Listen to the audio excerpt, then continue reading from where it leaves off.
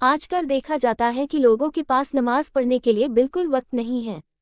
सबके पास खाने का वक्त है, घूमने का वक्त है, रिश्तेदारों के यहाँ जाने का वक्त है, फिल्मी गाने सुनने का वक्त है, लेकिन नमाज के लिए वक्त नहीं।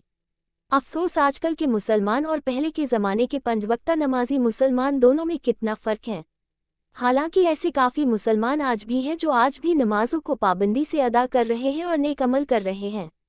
यह उन लोगों की बात हो रही है जो ऐसा नहीं कर रहे हैं।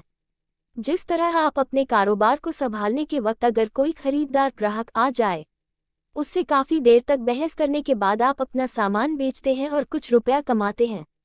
ग्राहक कुछ खरीदने में जिद करता है, मोल भाव करता है, उसके लिए भी तो आप वक्त निकाल लेते हैं। अगर कुछ दूसरा काम आ जाए तो आप दुकान छोड़कर 10 मिनट के लिए और उससे ज़्यादा वक्त के लिए उस काम को करने चले जाते हैं। तो अजान की आवाज़ सुनकर सब कुछ छोड़कर अल्लाह के दरबार में कुछ वक्त इबादत करने में क्या हर्ज है।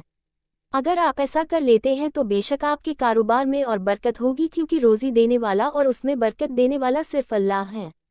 जिस तरह सख्त कारोबारी मसरूफियात के वक्त अगर आपका लाडला बेटा या बेटी बीमार हो जाए तो आप दुकान और सारा कामकाज छोड़कर उसके इलाज के लिए वक्त निकाल लेते हैं। उस वक्त आप अपने कारोबार के नुकसान के बारे में बिल्कुल नहीं सोचते। बेशक आपको ऐसा ही करना चाहिए, लेकिन जब अजान हो रही होती है और अल्लाह आपको बुला रहा होता है तब आप दुकान छोड़कर नमाज पढ़ने क्यों नहीं जाते? क्या आपको खुदा से कोई मतलब नहीं? अगर औलाद के लिए दुकान बंद हो सकती है तो औलाद अता करने वाले अल्लाह के लिए भी दुकान बंद करके नमाज के लिए भी वक्त निकाला जा सकता है। जिस तरह एक रिश्तेदार के इंतकाल पर सब काम छोड़कर आप मैयत में इस ख्याल से शिरकत करना ज़रूरी समझते हैं कि अगर आप न गए तो रिश्तेदार नाराज़ हो जाएंगे और ऐसे वक्त में अपने यहाँ भी कोई नहीं आएगा, इसी तरह नमाज का वक्त हो जाने पर भी वक्त निकल कर नमाज अदा कीजिए, वरना अल्लाह आपसे नाराज़ हो जाएगा। जब रिश्तेदार को नाराज़ करना आपको मंजूर नहीं तो अपने परवरदिगार को नाराज़ करना कैसे आपको मंजूर हो सकता है? जिस दिन बरसों की कमाएं आप अपने बच्चों की शादी में लगा देते हैं, शादी के प्रोग्राम में हफ्तों तक कारोबार बंद रखते हैं। अगर आप अपने बच्चों की खुशी के लिए अपना कारोबार हफ्तों तक बंद रख सकते हैं तो अपने रब की खुशी के लिए क्यों बंद नहीं कर सकते? इसमें तो आपको हफ्तों तक बंद रखने की भी ज़रूरत नहीं, बस दिन में कुछ वक्त निकालना है, वो भी आपसे नहीं होता। इसके पीछे वजह यही है कि मुसलमानों के दिलों में अल्लाह का खौफ अब नहीं रहा। उनको सिर्फ दुनियादारी से मतलब है। लोग सोचते हैं कि मरने के बाद जब हिसाब होगा तब देखा जाएगा और बात को टाल देते हैं और वही दुनियादारी और मौज मस्ती की दुनिया में लग जाते हैं।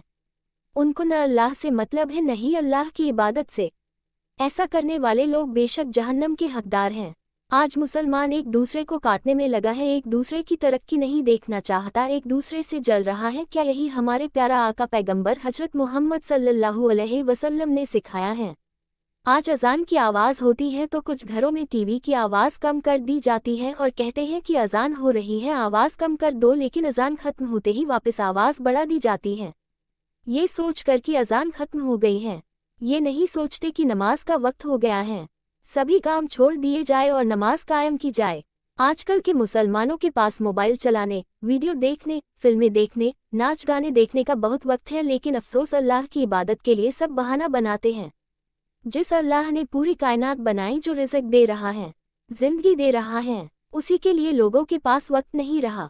इसका अंजाम क्या होगा आज हम देख ही रहे हैं। मुसलमानों पर कितनी मुसीबतें आ रही हैं।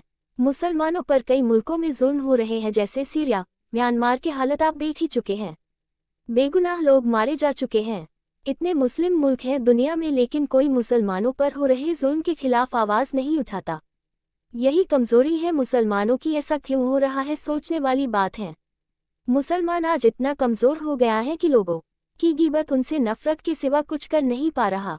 गलत कामों को करके हराम की कमाई खा रहा है, रिश्वत ले रहा है और दुनियावी मौजमस्ती को ही असली ज़िंदगी समझ रहा है। ऐ मुसलमानों, दुनियादारी के चक्कर में अपनी आखिरत को न भूलो। ये दुनियावी ज़िंदगी तो एक दिन ख़त्म हो जाएगी, असली ज़िंदगी इसके बाद ही शुरू होगी।